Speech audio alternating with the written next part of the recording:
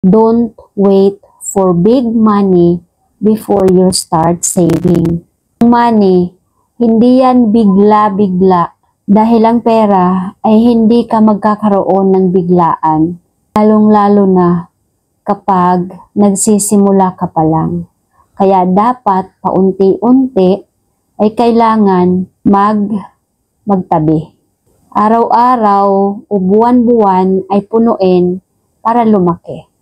Kasi kung hintayin mo na magsimula ka na, meron ka ng malaking income, never yan mangyayari. And remember, kapag lumalaki yung income, ay mas lumalaki rin ang mga expenses. Kaya dapat i-balance mo. Huwag kalimutan magtabi para sa next na pangangailangan mo. At huwag hintayin na magsimula kapag malaki na ang income. Dahil never yun mangyayari kapag never mong sinimulan. Walang lalaki kapag walang sinimulan.